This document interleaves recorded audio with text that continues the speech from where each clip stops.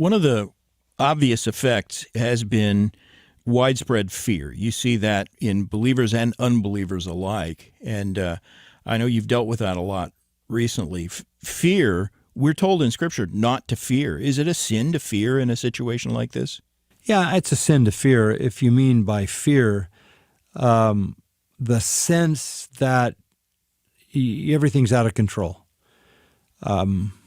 It's sensible to say drive carefully because you fear that if you're irresponsible or you don't drive carefully, you could get in an accident. It's sensible to fear texting when you're driving, right? You don't want to do that. It's sensible not to get in an airplane with a guy who just got his license and wants to fly you over the Rockies. That's a normal fear. I think there are fears that we would put in the category of sensible protections. You want to be careful about certain things. That's normal.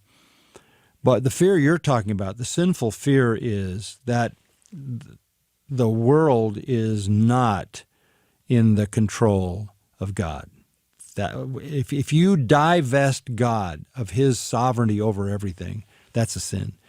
So whatever comes into your life, your response as a Christian is, God has this. It's in the plan. It's in his purpose. It fits what he's doing. All things will work together for good to those that love him and are called according to his purpose.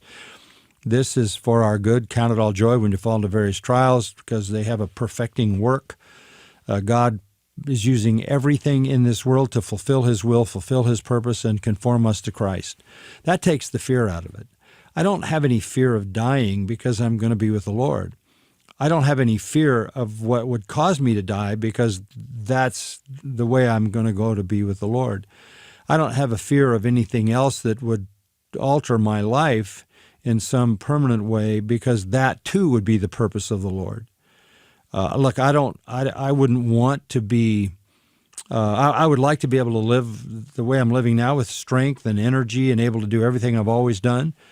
But that may not be the Lord's plan for me. He might extend my life beyond my ability to do anything. And, nobody wants a lingering life where you're just somebody everybody has to take care of. But if God has a purpose in that, that's his purpose, that's his will. So I think what takes the fear away is that God is your protector. God is the one who has your life in his hands.